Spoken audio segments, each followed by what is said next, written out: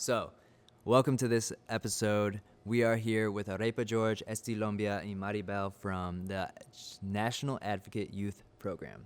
It's a mouthful. But in this podcast, we talk about our event we're hosting December 7th right here at Arepa George's new location in Logan Square, 3329 West Armitage Avenue. Right? On top of that, we're having live performances from Colombian artists. We're facilitating a gift drive for the National Youth Advocate Program. You can donate sweaters, socks, gloves, jackets, things that will keep children warm, specifically children. That's what we're looking for. And in this podcast, you'll learn more about all of our intentionality behind this event, bridging the culture from Colombia into America, celebrating Dia De Las Velitas. As well as Sammy will have a fashion pop-up booth with his streetwear brand from Colombia, as well as I will be facilitating an art show of Amazonian-inspired pieces. You're going to have some food presented by Arepa George. And yeah, tune into the podcast to learn all about it and enjoy the episode. Hola a todos, bienvenidos. Estamos aquí porque vamos a tener un evento sensacional el Día de las Velitas. Estamos aquí con Estilombia, estamos con Impulsive, con Maribel, con mi hermana Natalie, Arepa George. Y los esperamos que puedan venir al evento con nosotros. Les va a encantar. Vamos a unir la comunidad colombiana. Y un poco de salsa. Y un poquito de salsita. Vamos a bailar, vamos a gozar y espero que compren sus boletos prontamente. Core memories, I'm living out my destiny. No more testing me, I'm preparing the challenge, G. Restore my enemies, a healer for humanity. It had to be me, it always was me. I'm a perfect combination, resulting in obligations to step into my power, bring the world on my creations. Complex innovations look simple thanks to patience. Elbow grease wasn't enough to cook my flavored bacon. Animated like wow, grungy like rock. My hip hop don't stop. We're here, Wisdom and Nonsense. This is my podcast, and this is a very special one because we are gathered here for big reasons in the Colombian community here in Chicago. My name's John. I'm an artist. I go by Impulsive, visual artist, street artist, videographer, so many different things. And then the guests that I have today are Sammy with Estilombia. He is the brain behind this clothing brand. I'll let him talk about it more, from Colombia. Juan and Natalie from Arepa George here in Chicago. They have a location in Humboldt Park, right? Humboldt Park, and we're opening up a brand new location, which is where we're shooting right now. And we'll get so into all of this soon, so I don't want to get too wordy myself. And then we have Maribel here with the National Advocate Youth Program. And Maribel will give us some insight into what they do for the community here in Chicago, but specifically more these children that are coming from other countries that are looking for some support. So, with that being said, before we start talking about what we're here to talk about, maybe we can all introduce ourselves a little bit, so then we can get that settled. So, I feel like I introduced myself pretty good. Artist. Absolutely. Artist, host of this podcast. So, Sammy, I'll turn it over to you. I think it should be Arepa George to be introducing themselves first. It's only right since we're in their space. That's true. If you would like to start it up. Hi guys, my name is Juan Betancour. I'm the owner of Arepa George. We have been open since for 7 years, and I'm excited to have you guys over at the new location. Hi, and I'm Natalie Betancourt. I am a co-founder of the business. We've been here for about 20 years now, and it was always our dream to just share my mom's culinary with the community, and we made it happen, and we've been growing for the last 7 years. So I'm really excited for this new level that we're about to unlock with this new location and everything that's about to happen. We're super excited to learn more about, their history and their background, because I just learned that Arepa George was your father, right? It was the idea of your father with the PA, or the P being capitalized. That was very cool. I never knew that. Okay. Yeah, because I knew it was your dad. So Dad, George. If I call it Arepa Juan, it doesn't sound the same. So George has There's a nice ring to it. Yeah. That's dope. Is your dad still around? Yeah, he actually just moved to the U.S. Dope. Cool. You have to be here for the event. Cool. So, Sammy, you want to go next? Yeah, I'm Sammy. I am the creative director and owner of Estilombia. It's a Colombian-inspired fashion brand. Launched it this year at the Colombian Festival in Chicago and Los Angeles. It's been going very well, and many opportunities have arisen from this, and we're going to keep the positive momentum going.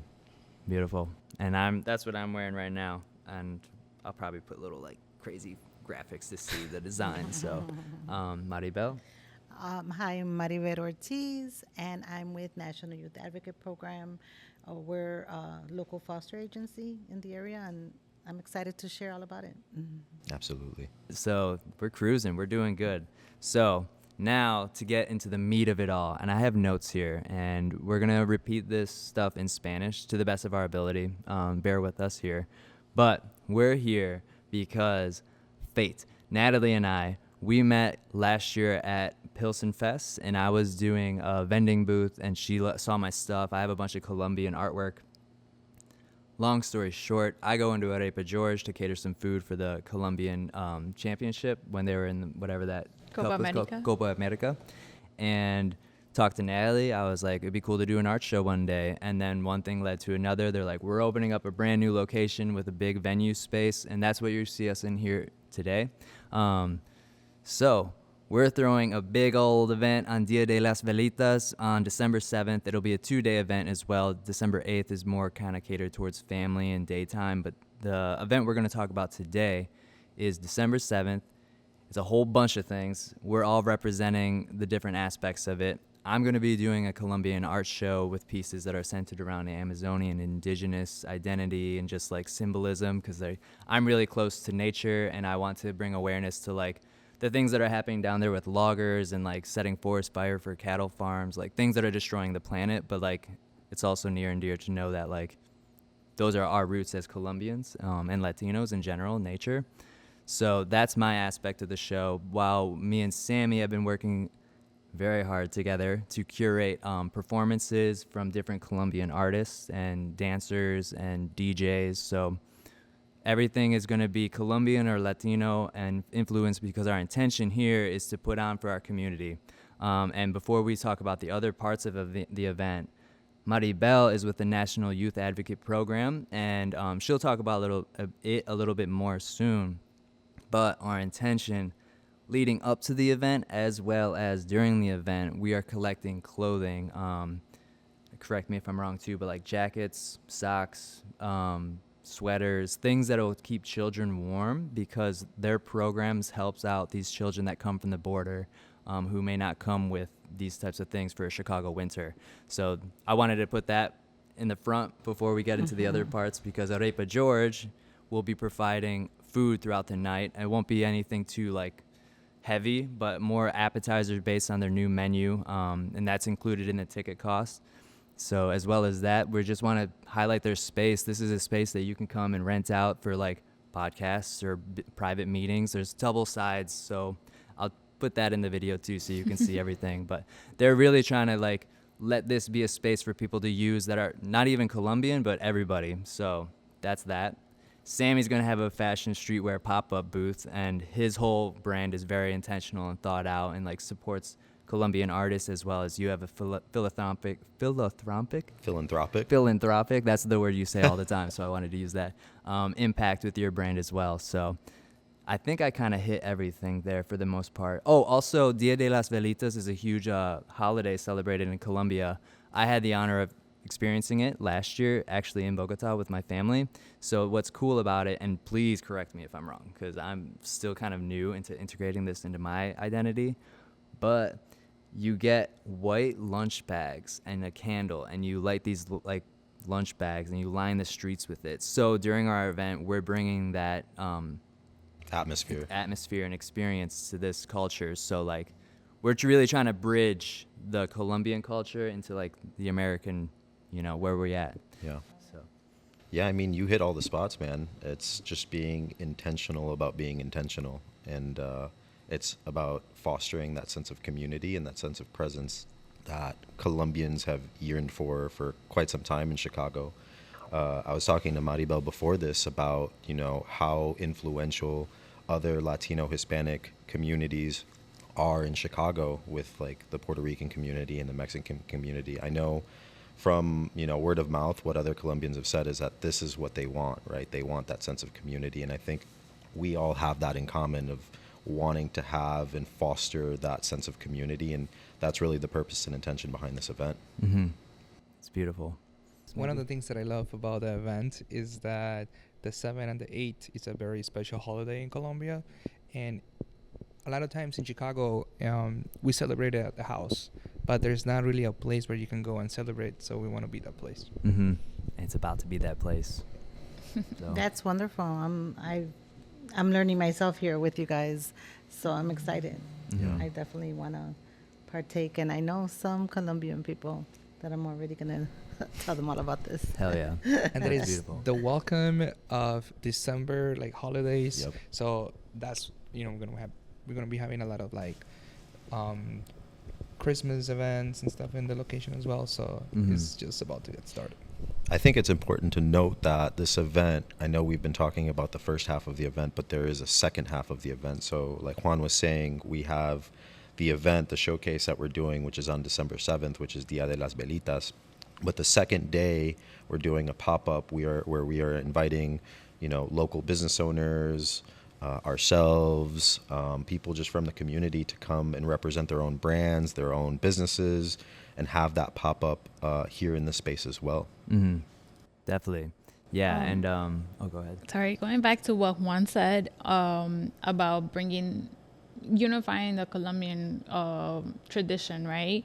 I know that coming here to this country, a lot of migrants and people that also have been here for a long time, but, you know, it tends to get lost, right? Within like fitting into the American culture. So it will be a great opportunity for us to be able to like just come together and just celebrate our Colombian traditions, which is one of our goals as a restaurant, right? Because we wanted to be able to have authentic dishes for for people to come to the restaurant and enjoy, even if it's by themselves, as a family, or they want to cater to their home. I think that's the essence of our brand. People just being able to come to the restaurant and eat a traditional dish and feel at home. And I think that's what we're trying to do here, right? Because I can see how over the years, or just people just freshly coming to the country, not having that opportunity to like practice the traditions. So I'm really excited for that, because I myself haven't done Dia De Las Velitas for a long time, just because it's not, I'm so like into the American culture now, where it's so different. So it's gonna be nice. With that being said, I would love to hear more of the origin story behind Arepa George. I know you were getting into it a little bit, but we would love to know more about the origin story, the background of it. You know, how did this all come to fruition for you guys? Of course. Honestly, it started with, well, my mom always made empanadas and tamales at home. Even when we were younger in Colombia, she would make tamales, and my brother and I would go apartment by apartment selling them. So it's always been a family thing, right? It's not like, only one person. And the backbone of the business is my mother. She's a chef, but it originated from, you know, just me posting on Facebook like, oh, my mom makes the best empanadas, and I wish, you know, we could have like a place one day. And people just started like, hey, does she sell a dozen? Like, how much? And I called her and I'm like, hey, ma, people are asking like, how much do you sell the empanadas for, like a dozen or whatever? And it was crazy because everybody just started commenting on it. And that weekend, we sold over 1,000 empanadas just from that post. And then people would call me, like after I dropped off the empanadas, and they would call me like, hey, does she do this every day? Like, I want more. How can I get more empanadas from? Like, they were delicious. So this was in Colombia or here? No, here. Okay. Like, going back to like, what, 10 years ago, 10 or 10 years ago. I started selling them on Facebook, and then at work, you know, like, hey, mama's gonna make empanadas, how many do you want? And then Thanksgiving, and then Super Bowl. Nice. And then people really enjoyed them and they liked them, and then Juan was able to, you know, make it happen. I started looking for locations. I'm like, Right. started looking for locations. I was like, you know what? Let's make it a business. And I looked for a while. I left my job and we opened the locations. We had no idea how to run a restaurant at the beginning, and we learned and we made it. We started only with empanadas and arepas, and eventually we introduced our traditional dishes, and we started growing from there. Mm-hmm. Cool. I just recently met them, and they're two of the most hardworking people that I've ever met. Like, Juan is literally working all the time. Mm-hmm. Natalie, you balancing work and school. It's incredible how much you guys do, and I don't know where you guys get the energy for it all, to be honest with you, but you guys are very hardworking. I don't know either.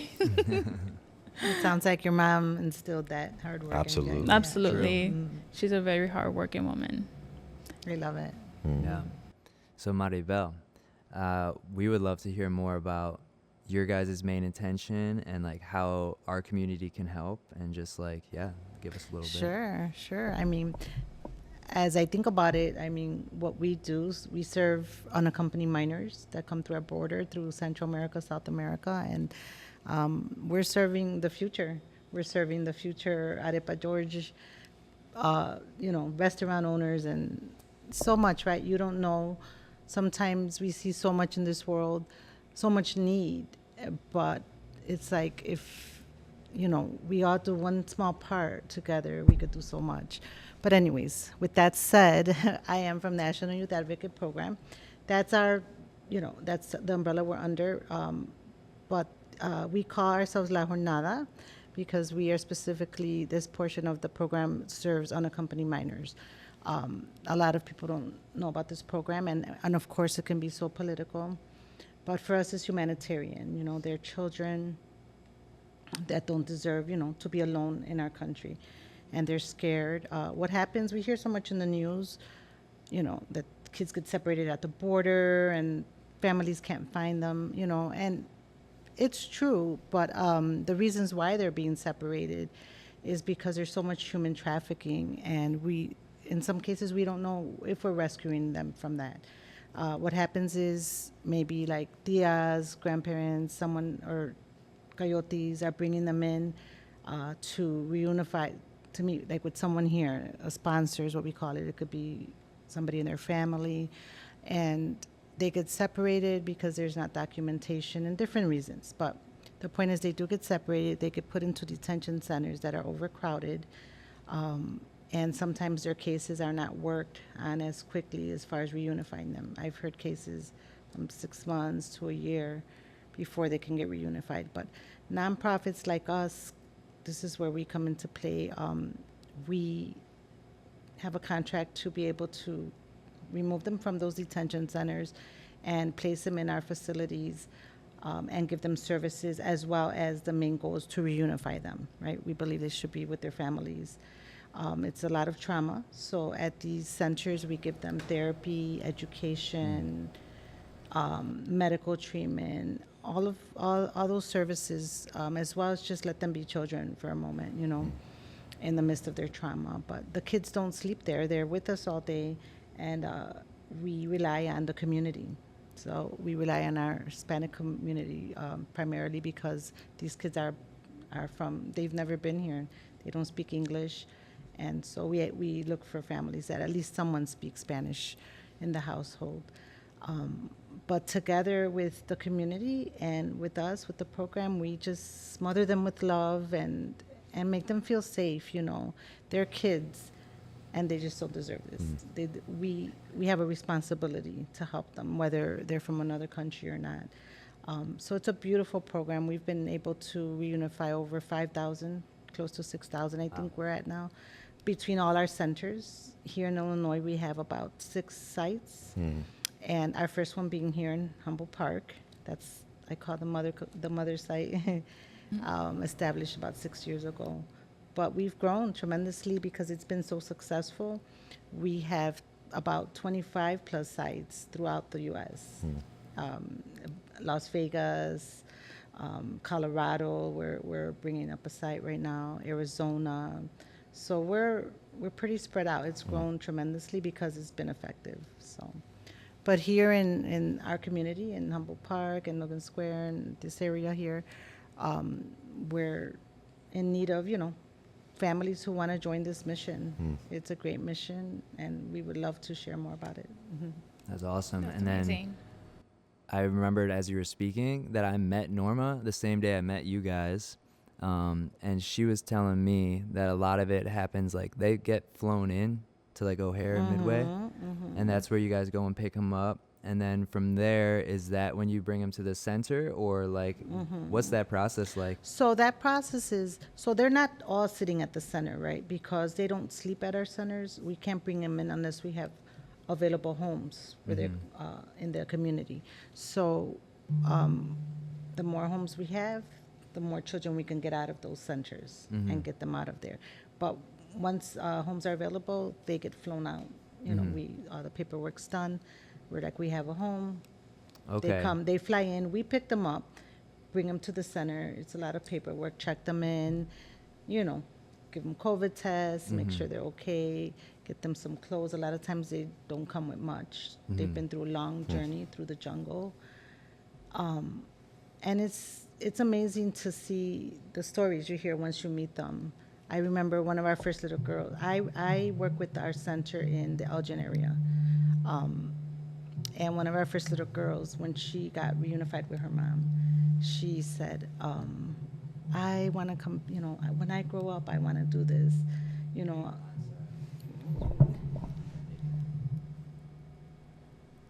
If you want, put it on the couch in case it rings again. Okay. Perfect.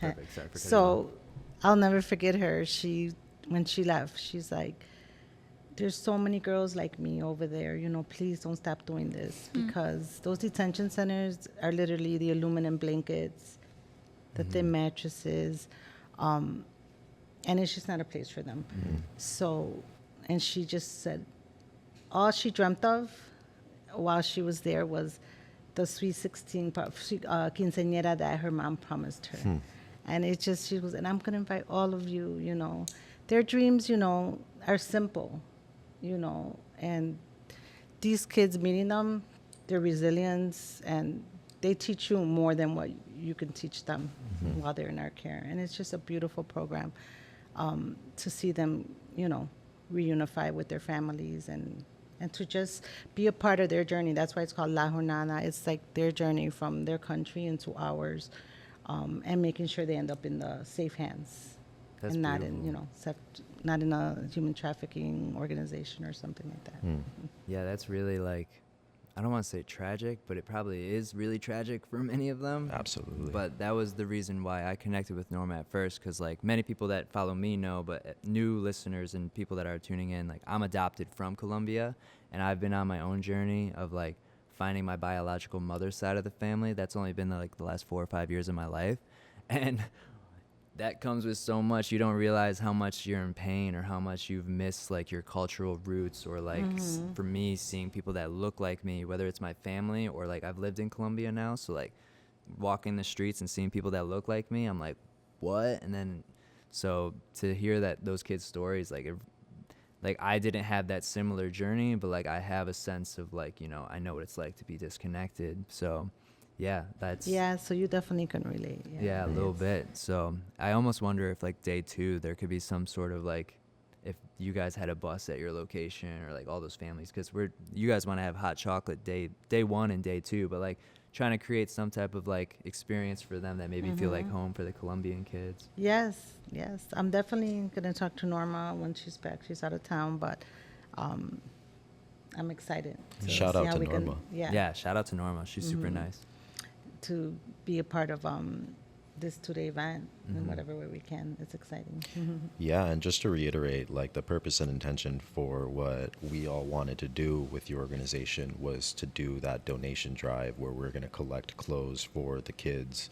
And I believe we would like to have that in both Arepa George's restaurants, where we have a bin of some sort, then like a designed, thing that you can create, Johnny, where we can, write out the information of what we're trying to do, what the purpose and intention behind that is. And then when people come in and they see that, they can, come back and donate clothes. And, when they listen to this podcast, they also know about this, and they can stop in at either of the Arepa George restaurants to drop off clothes. Yeah, and definitely. And we are working out these details, but it's looking like when you donate some clothes, you maybe get a little coupon from Arepa George, as well as being entered into a raffle to win some stuff from us.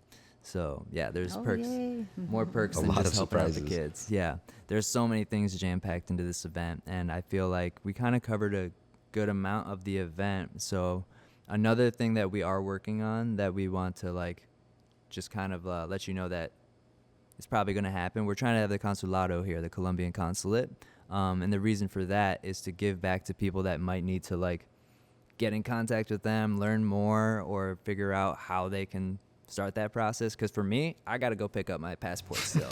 But you can only call the consulate on Mondays from working hours and no other day of the week. So I'll probably have to talk to them at our event. So Yeah. so that's a part of the experience as well. Just to reiterate that, right? I'm going to keep saying these two words, but purpose and intention, right? It's about putting on for the community.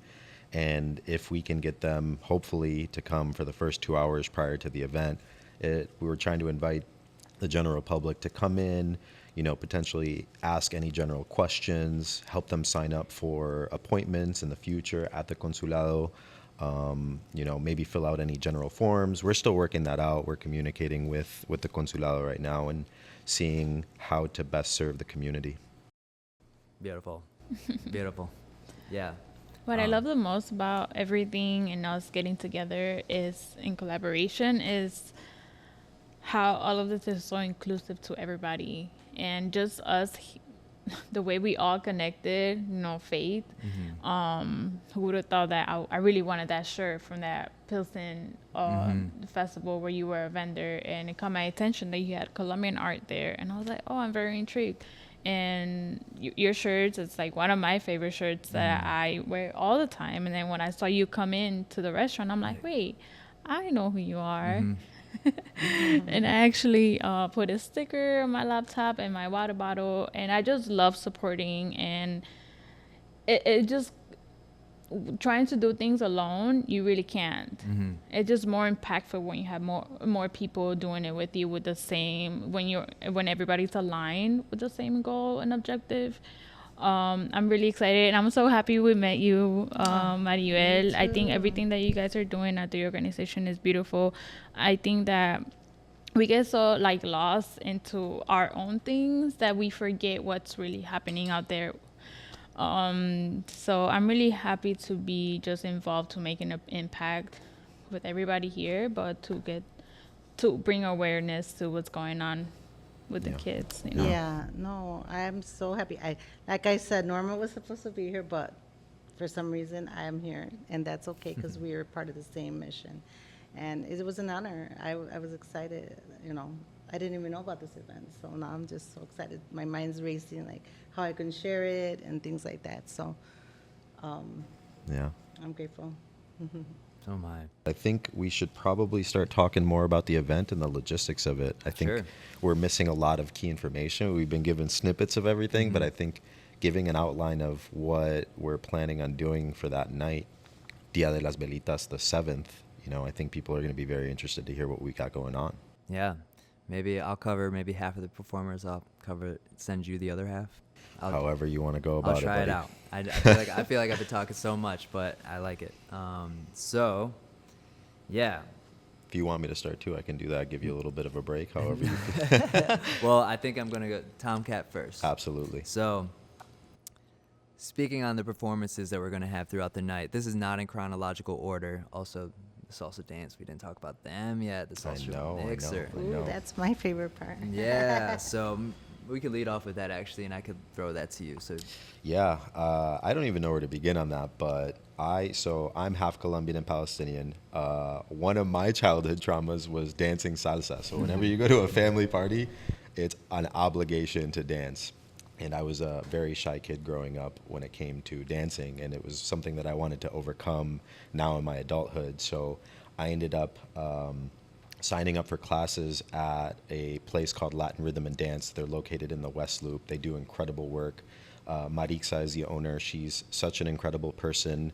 what she does for the community and how she brings people together with music is just incredible.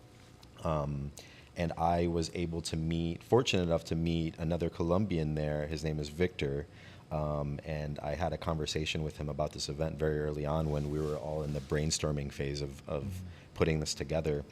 And I thought it would be very cool to have him not only be here, but have Latin rhythm involved in some aspect as well, right? Because they do such a great job with, doing community work. They're always doing performances. Myself, like I've invited them to, my job so many times to come do either live performances or they do a salsa class or a bachata class. I work in tech consulting as my day job, and so they've been to our location many times. And so I figured it would be a great opportunity to include a salsa social component to this, which is why I ended up speaking to Victor about this opportunity, and he was very thrilled about it. He loves the idea of us, giving back to the community, putting on something for the community. He's very excited to be here. But yes, I dance salsa there every Tuesdays, and then I've grown a community of people, and we go out to dance all the time, either at Alhambra, Bar Cocina in West Town. But something that I learned was that if you really wanted to dance salsa, you could practically do it any day of the week in Chicago, which is incredible. Yeah, no recuerdo la palabra. La palabra. La palabra, pero mi familia en Colombia me dijo como tienes un gringo, like hips of a gringo. So that'll be beneficial for me to learn how to Absolutely. maybe do a little song. My favorite type of dance that I have a cousin whose wife's mom, so mother-in-law, she's an older lady. She's so funny. I forget her name. But she dances tropical with me, and she's throwing me around. She's the one leading me. It's so much fun. So I'm super excited for that part. So some of the other performances we have are, we're going to have a Colombian DJ all night. We'll be like spinning in and out, like new school stuff, old school stuff. But we have a vallenato performance by Sammy's cousin, who's not cousin, but primo. That's my primo. That's your for primo, sure. yeah. So he's going to be doing like an acoustic set of like traditional vallenato music as well. Shout out to Hernan and shout out to Juvenatu. There you go. And then we got Raíces de mi Tierra, which is, Elsa's another big part of this because Elsa is, first, the homie. Second of all, for like years, I was like messaging the Colombian Fest here in Chicago, like on Instagram, and nobody was getting back to me. I was like, yo, I want to paint at your festival. No. Last year, Elsa found me, or 2 years ago, Elsa found me in the comments, just like begging for an opportunity. So Elsa like is a really big reason why I got connected with those guys. And then, so Elsa dances in Raíces de mi Tierra as well. So we're going to have her and 3 of her other dancers here dressed in traditional dance wear, doing some dances to some traditional cumbia De Barranquilla. In Barranquilla, as well as, so my homie Tomcat trumpet, he plays all the time, like whether it's festivals, clubs, or like private gigs, but he's super energetic. He's half Colombian. His family has roots in Cali. So he's going to be doing a little set as well as sitting in with Raíces de mi Tierra, because that's another thing I'm sure we've said it a lot in this podcast, but we're trying to bridge like our cultures and show that it's possible to embody like these different ways of being Latino, or showing that we have like the flavor in us, even if we're trying to like bring in the American thing. It's infusing the new school with the old school, and it's going to be incredible. We don't want to give away too much about what that performance is going to look like, but for those that are going to be attending, it's going to be a show. They're working together to put on something very special. Definitely. We're very excited about that. I'm super excited for that because it's like pushing Tom to get into that Latin roots that he wants to get into. Yep. So that's Raíces de mi Tierra, Tomcat, Vallenato, DJ. I think that's it. Oh, Julieta, your homegirl. She's going to be singing, and she sent me some videos of herself the other day singing. Super nice, super like relaxing on the ear. So I'm excited for that. She'll be singing in all Spanish too. Would you guys be able to talk about how you know Julieta? I met Julieta through La Cosadera back maybe 9 years ago, 9 years Whoa. ago.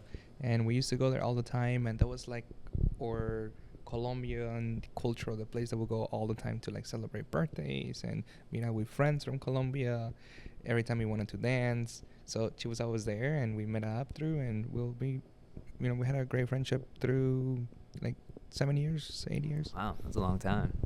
That's What's beautiful. the location where you met? It was called La Cosadera. Oh. It was like on the north side of Chicago. Peterson, right? It's off of Peterson. Yeah. It's not open anymore. Oh, it's But not. it was a fun place. Very, very. I remember watching soccer games there. It felt like you were at the game. That's how the atmosphere was. It was incredible. Oh, that's sad that it's closed. Yeah. Gotta But now open we up open and here. Yeah, Yeah. we're trying to make it a place where people come, get together, and dance, and Yeah. watch soccer games, anything you want it to be. Podcast. you Yeah. know? Yes, yeah, definitely. Yeah. I was gonna ask if people want, like, what social media platform can people look up to kind of like spread the word about this event? That's a great question. Think. I mean, when we start really pushing this event, this will be living on all of our Instagrams. Yep. Okay. But I think, yeah, I don't know. That's actually a really quick question. To learn about this event, probably go through the Arepa George page mostly, just because I think we're going to have you guys run the ticket sales through you guys. So Arepa George would be the most, like, trustworthy spot. Yeah. So follow Arepa George. then. Follow Arepa George, but then also me and Sammy, our pages. I'm Impulsive, so my Instagram handle is Impulsive, spelled with 3 I's at the beginning, 3 E's at the end. And then Sammy's got Estilombia, which also I'll just tag all these in the descriptions on these Yep. videos as well.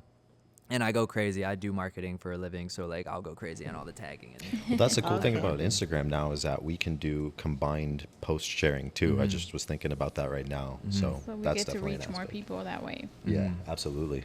Definitely. And then if anybody's listening, like, I don't know if we have space for people to necessarily be a part of this event, but like we are open, like all of us are open to like bridging these gaps, whether it's like with non-for-profits or people that are performers or people that just have a story to share, you know, like we're trying to build that community. So don't feel like there's a barrier to us or anything. Like we're just figuring this out as we go as well. And our intention is to bridge it in Chicago, like in North America, and maybe even in Colombia itself. Sammy and I are going to be in Colombia together soon. So that's our intention, is to really like bring everybody along on this. So Yeah. I just want to backtrack very quickly because when we were talking about salsa, I saw Maribel's eyes light up. So I wanted to, talk about your background as well. We were talking a little bit beforehand about this neighborhood in particular, but wanted to give you the opportunity to speak about yourself too. Oh, sure. Well, I grew up in Humboldt Park. And yeah, dance was a big part of my upbringing. We danced in the sala. I always call it. That's where I learned how to Literally. dance, in the sala. We danced in the sala on the holidays. My cousins I was the youngest. They were much older, but I would watch them, we would just dance till midnight on Christmas Eve till it was time to open presents. And that's just my biggest memory of learning how to dance salsa. And it's just in my blood. I love it. I grew up in Humboldt Park, the loud music, the cleaning on Saturdays with the salsa. Literally. So I just love it. I like you said, here in Chicago, there's somewhere to dance at Bar Cocina and all these places every day of the Yep. week. Yeah, I think we all have that in common where, Sunday morning when we were kids living at home, if your mom wanted to your wake you alarm. up, that salsa was playing in the background because I can't tell you how many For times sure, my for mom did that to me. Shout out to Angela. Yeah. I love think- that. Yeah, even me being Puerto Rican, and this, I think, something we have in common in the Latino culture. Yep. It's music course. and And I know we will have the salsa lessons, right? But at the end of the night, we'll have, space and opportunity for everybody to just like finish it off with like dancing, whether it is salsa, merengue, whatever it is. It's gonna be a fun night, and we'll be able to celebrate together.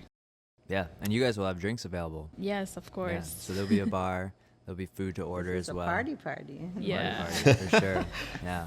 It's gonna be a night. It'll be a night and then a day. And I don't even know how I learned how to dance salsa. I love to dance. I'm pretty decent. Girl, it's in the blood. What you mean? I don't ever remember somebody like, hey, this is how you do it. I just kind of like just watch. I'm like, okay, so you do this and that. Okay, I got it. So it is in the blood. It's in the hips. Oh my Yeah. God, and my hips are locked. Well, we're gonna get It's you in there, your blood. buddy. We're gonna get you there. there. Definitely. It's funny because when I'm in Colombia dancing, like I'll hold my own as best as possible. But once I feel like I hit my limit, I just turn into like a hip hopper. I'm like, this is where I feel comfortable. And that's me. Like, I'm like, I'm participating. I got it. I swear. So, Don't worry. We'll take a quick trip to Cali and we'll, 3 days, you'll be straight. Yeah. Promise you. Perfect. Promise you. Definitely. I think we need to touch base on the opportunity for people to come light the candles outside. Yeah. Excuse me. Because that's a theme of the event. Yeah. So we will actually have the opportunity for people to come and light up their candles, which is part of the tradition outside on the patio. So throughout the night, people go outside and light it up, say a prayer, and put an intention into the holiday season and the new year. And I think that's the beauty of it. Mm-hmm. Definitely. It's gonna be fun. And the look, like your location addresses, like this new location. This new location is 3329 West Armitage, and the other location is 1552 North Katsi Avenue. Yeah, so the night one will be tickets sold, and like we're limited to the tickets sold, but once our event hours are done, the space will open up. So like if you feel like you missed out, like if you didn't get a ticket or something, like you could still come through once the event's done and still get in and enjoy like after hours a little bit. And then day two, that'll be tickets sold as well. No, I thought that's more open to the public where we'll be working with right? True. I think that was the intention, was to just have it open for like the it will vendors. be open for like family and like all vendors, for people to come and be able to support vendors and come eat something that enjoy. Come donate, jackets, sweaters, socks. Dope. La comida riquísima. Sancochito on a Sunday. After a nice guayao, for sure, for sure. My God. But Johnny, I think let's backtrack here because you haven't even spoken much about yourself and your background. I think it would be good to share as well. Yeah. Your journey. Yeah, so my name's John. Impulsive is my name, and it's just for the name itself, like impulsive could be looked at negatively, but I think me being impulsive has brought really good opportunities and bad learning lessons, so it's like kind of a duality thing, so that's my name. And yeah, I was born in Bogota in 94, adopted when I was 2, because there's a cool story there too, which I don't want to get into too much, but my dad worked for the DEA, and after Pablo Escobar was killed, a lot of like the DEA agents down there like retired, and like my dad was a part of the agents that came after Pablo was killed. So like that's the reason why my parents were down there. There's so many things I could say. I was put up for adoption because my birth mother has some mental illnesses, which is kind of crazy. I went to the doctor the other day and I wrote down like any history of medical things in my family. And I used to never know that. Like I used to never know what to put. So, and it was interesting to mark mental health things as well for her. So that's just things I'm actively processing. Like I'm connected to these things I once was not connected to before. So the reason I was put up for adoption was because my mother has mental health issues, and like my tío and abuelo at the time found me like being fed just beans and hot chocolate as like a 20-day-old. So he put me into the foster care system. My parents were down there to work with the DEA. My parents adopted me, lived down there for a year, came back, grew up around America, lived mostly here in Chicagoland, Orland Park. Shout out to the suburbs. Okay. So Orland Park is where I was raised mostly, but I've been a practicing artist. Like it feels more and more serious every year. But I live paint a lot at music festivals. I like to do illustrations. I'm really like to do video stuff these days, like editing videos and making them like trendy for social media.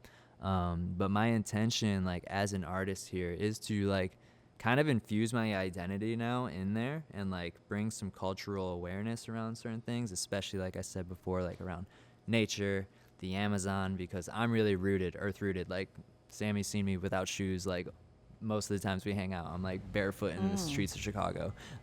So like I'm always like trying to connect to the earth, and like I like even went to Colombia last year, did some ayahuasca. So that's kind of like the energy that I'm like swimming in, where I'm trying to reconnect some like ancestral lineage like energetic things. So that's what you'll see in my like art show, is like I'm trying to bridge some of that like hip hop energy with the iconography I'm bringing with the Amazonian people fighting the loggers with the Colombian colors. So that's a little bit, that's like a nice packed up version of who I am. Yeah, I love it. Thank you for sharing your story. You know, Yeah. it's very personal, Mm-hmm. but it definitely translates into your art and the person that you are. And Thank you. What is Glad life we if we met don't you. really find ourselves, right? Really, you know. Mm-hmm. So I love that for you. Thank you. Yeah, it's and an ongoing journey for sure. Mm-hmm. yeah, the next step is my birth father. Like that's a whole crazy story. Like there too. So prior to finding my birth family, I didn't know anything about him. Then I found them, and I thought I knew about him. But then they ended up telling me that this man was a boy. He was 15 years old when he impregnated my like 35-year-old mom at the time. Wow. Okay. So what happened there, then I'm just learning these pieces right now, is like when she got pregnant with me, they didn't tell him or his family because they would have like aborted me or something like that. So my birth mother kind of saved my life in that sense. But now the goal is my biological sister remembers where he lives in Colombia. He lives like a block away. I was born in a house. Like I wasn't born in a hospital. Like I was born on the floor. And like he still lives, they think, in that house down the street. So I'm going to write a letter to his mom, my hopefully abuela, kind of like introducing myself. Because this man could have a whole family and like I could have siblings that are children right now. So I'm not trying to come into his life like, Daddy, you know. So my Hey, goal, Dad. yeah, hey, Dad. So my goal is to write a letter to her and like, kind of like, this is who I am. This is what I'm about. Not trying to brum rush your life. So my birth father journey is about to embark right now. Good luck. Thank you very much. It's going to be a lot of so much crying. I've cried more these last couple of years than I've ever cried, and it's been so healing and like Yeah, sometimes absolutely. frustrating, but we get through it. So yeah, how about you? Your brand as well. What do you want to know? So again, I'm the creator, founder, creative director of Estilombia. It translates in English to the styles of Colombia. Well, I should probably start by saying that I am proudly Palestinian and Colombian. My mother is Colombian. My father is Palestinian. They met here in the United States. They both have incredible journeys that we probably won't get into today, but you know, they are my rocks in every which way possible. And I guess the origins behind Estilombia came to me early in college, where a friend of mine at the time, she was asking me to model for a Palestinian-inspired fashion brand, Pali Roots. Shout out to Pali Roots. The work that they do is incredible. But my friend in college had asked me one time to model. I was like, me? I'm not that good looking. What you mean? But she asked me to do that, and it was really in college when I started to learn a lot about, you know, my Palestinian roots. It was something that I struggled with very early on in life, especially growing up in the northwest suburbs. It was just very challenging to be able to embrace my Arab side post 9/11 and whatnot. It was very challenging. So I really resonated more with my Colombian roots because it was a way for me to shelter and protect myself from, you know, the negative things that happened to me very early on. But, you know, the inspiration really came from what Pali Roots has been able to do for Palestinians and, you know, the amount of work that she does to infuse Palestinian culture into fashion. And I've always been a very fashionable person. I take that from my mom. My dad, not so much. My mom, she's very fashionable. Sorry, Dad. But yeah, I got that sense of fashion from my mom for sure. And, you know, when I saw the work that she was doing, it really inspired me to want to do that. And so I took my first solo trip to Colombia by myself when I was in college. I would always go with my mom to visit family and whatnot. And they're going to hate me for this, but I mean, I already told them. I took that trip without telling my parents. I warned all my friends. I'm like, guys, I'm going to Colombia. I'm finding a sense of inspiration. I want to start a fashion brand. So I had to like share my location with my friends, and everybody was like looking out for me. I didn't tell my parents for months afterwards. Pero cuando yo le digo cuando mi mamá supo que yo fui a Colombia solo, oh my God. I mean, you guys can only imagine the potential ass whooping I almost got. But when I had explained to them what the journey was about and what I was trying to do, I think that's when I started to get more support from my parents. But that was right around the time I started that journey, you know, right around COVID, a little bit before COVID.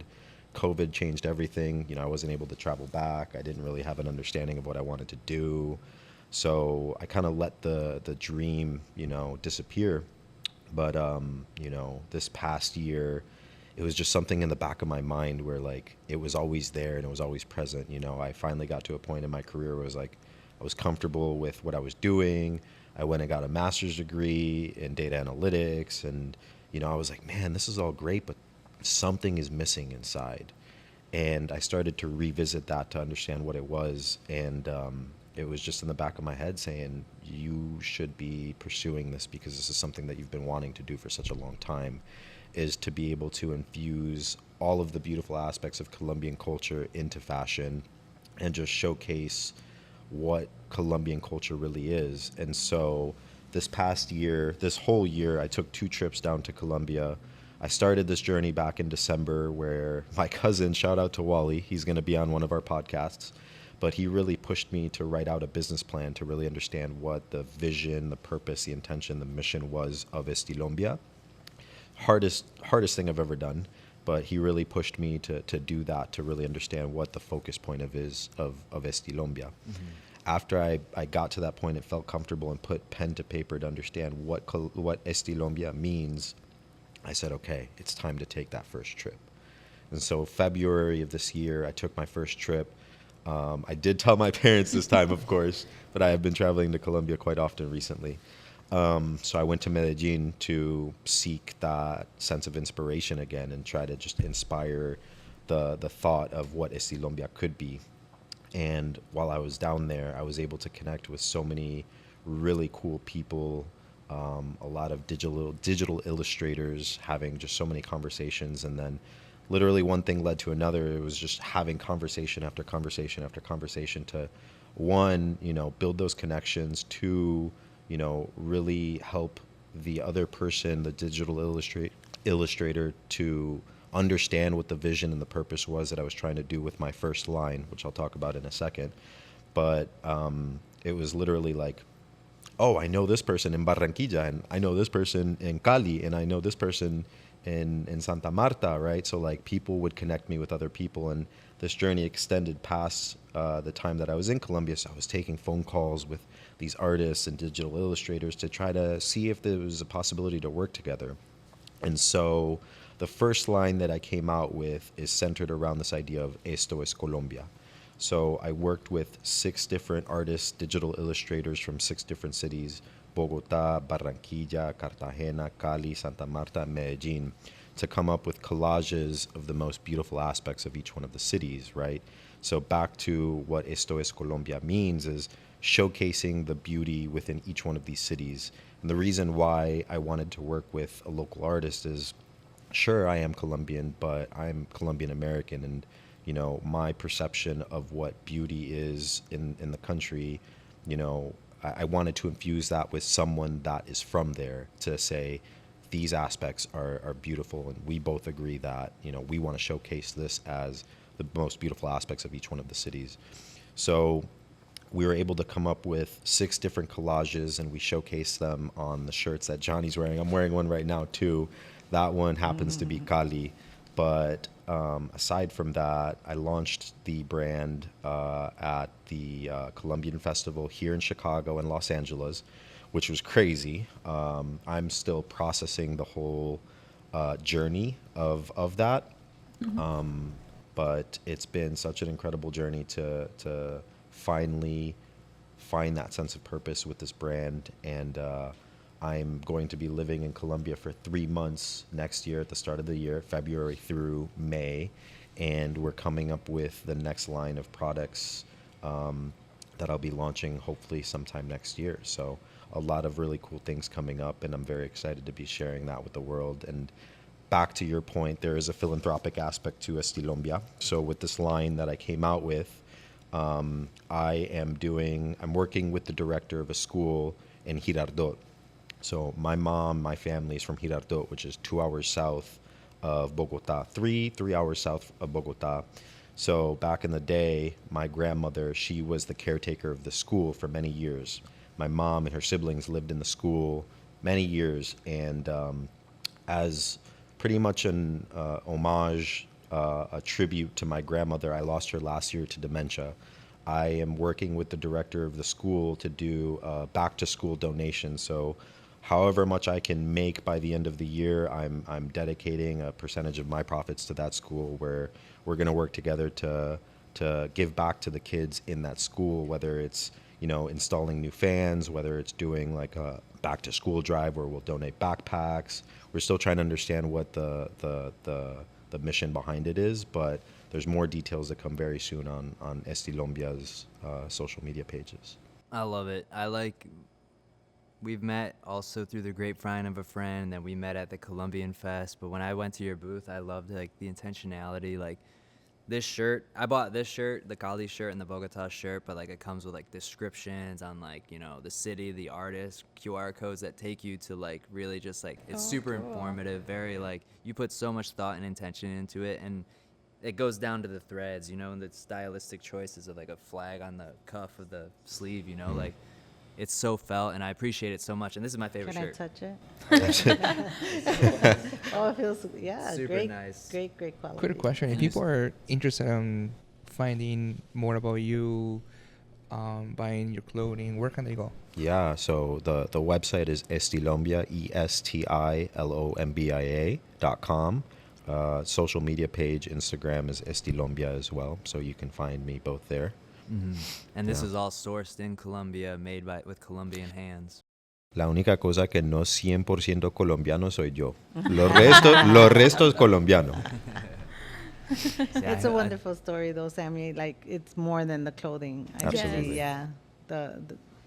It's more deep rooted. I'm glad you found that for yourself. Thank you. So intentional, and I see you're digging into your roots. Absolutely. And I love that. You guys fire me up. I want to be Colombian now. We'll have to do something Puerto Rican. Yeah, we want to be just as much Puerto Rican. I love Puerto Rico. But I think there's those roots that's wonderful. Absolutely. Absolutely. I understand like why you wanted to go to Colombia to like discover your Colombian identity a little bit more, or like explore, because I mean like I came to this country when I was about to be 10 years old, so you know I'm from there, I grew up here at the same time, so I do know like where that disconnection is. So when I go back to Colombia, it's like I feel so much better. It's like going back to our roots and La Tierra. It's like a breath of fresh air, especially like where I'm from. We're from Armenia, and my favorite place where I find so much peace is Salento and Valle del Cocora, with like the tall palm trees and so much nature. So going there is kind of like a reset for me. Whenever I feel very overwhelmed or I feel like disconnected, I'm like, okay, I need to go. I need to take a flight. And that with school and everything, I'm finishing on my degree. I finish in May. I took a long break from school because, you know, we were starting to build the business and everything. So it got to the point where like, okay, no, I need something more. So I went back to school, business administration, just to learn more things about business. So I'll be done in May, but after that, I plan to travel and maybe stay there for a few months, or, you know, just explore more and get more connected to the culture. ¿Y la fiesta qué? Always. When you graduate, we got to throw a banger, you know? I know. Throw me a surprise party. Hey. Because I'm also turn 30 around like the same time. So Double fiesta. double fiesta. What month? May. May. I'm a okay. tourist. Okay. The bull. Shout out to Juancho, because he's going to put together the party. I got you. Wow. Well, this is amazing. I feel like we had such a good flow and synergy between all of us and everything we got going on. Like, it's all been super intentional, and so many roots, you know, like from your parents to like doing this to your parents, like my parents, like it's kind of crazy. There's so many different things. Like our intention is showing in our stories too. Like we're extending all of this energy into this. Yeah. That's beautiful. And I know I mentioned it to you guys when we first met a few weeks ago that my goal or my vision was always to give the opportunity for people to within the business for pop-ups, right? Because when I see somebody building their brand, I'm like the number one fan always. Like, oh my, how can I help? You know, like I promote it so much that I always thought like maybe this is a good place for people to come together and like have the opportunity to like, hey, you know, like this is my brand, this is what I sell, and just make connections. And adding that to that, I think that a lot of people in the Colombian community met through Arepa George. Like we have so many friends that met each other. Like maybe they came to eat at the restaurant, and then maybe we got together at a party, and now they're like best friends. So it's like it all came together, and I love to see that because so many people were here alone, but now they have like a little group that they hang out with. So the point of this whole entire event is to unify the Colombian community because as it could also be segregated, right? So we're trying to like bring everybody more together and just have like a sense of community. And I love that you guys came up with this idea and thought of us to include us in this impactful event. It was nerve-wracking. I know when we were working through creating the proposal and then like pitching it to you guys, but then when you guys are like, hell yeah, instantly we're like, oh yeah. I remember when I got the email because I didn't know anything about it because you guys talked to Juan, but I got the email. I was at home on the couch. I'm like, what is this? This is so cool. And I reached out to Johnny instantly and I was like, hey, I just got your email. Like, it looks great. I'm totally in. And, you know, we're here now planning everything. Yeah, it's going to be a banger. It's going to be nice. I'm excited for this. Absolutely. And, we're going to see your moves. oh, my God. Special performance. I'll put it on the lineup, Gringo Hips. parce, le vamos a dar un poquito guarito y usted va a mover, tranquilo. Oh, I'll be okay, I think. I think I wanted to highlight, so where do we go from here? If you made it this far in the podcast, bless your soul, bless your heart. Thank you for taking the time to sit with us. But you can expect a follow-up podcast with the performers that we're just going to be discussing all things Colombian in their lives and what their intention for the event is, as well as another podcast. You mind if I share that one? Yeah. This one is very exciting. So aside from the Performers podcast, we're going to be inviting Colombian Americans that grew up in Chicago, but come from different walks of life, right? So we have someone that has a deep rooted understanding of the finance, ESG space, real estate. We're having someone else that works very heavily in nonprofits. And then we're having the third person that is a therapist. She works in the mental health space. So we're going to be talking about each one of these spaces, right? So the intention and a fourth person. But really, I'll let you talk about that one. But the intention really is for those that are listening that are younger than us, but may see themselves like us, right? Whether you've maybe never heard or would like to explore these spaces, right? Like we want to be able to talk about those things and maybe potentially connect you with these people that are going to be on this podcast to talk about real estate, ESG, finance, nonprofit work, mental health, therapy, things like that, right? So the intention behind that is really to talk about things that aren't normally talked about in the community because we've just never had the opportunities and we're trying to establish those opportunities. So we're really excited about having, those guest speakers to be on. And then there's that fourth person. Yeah, the fourth person, she's also adopted from Colombia, but I don't know when she reverted back to being Islamic, but she's also a Muslim woman, and she works with Healthy Hood Shy, so she's really activating for like the local, communities here in Chicago. So, and I think that's another thing I want to amplify too from my own experience, like growing up before I even like tried to reconnect with my Colombian identity.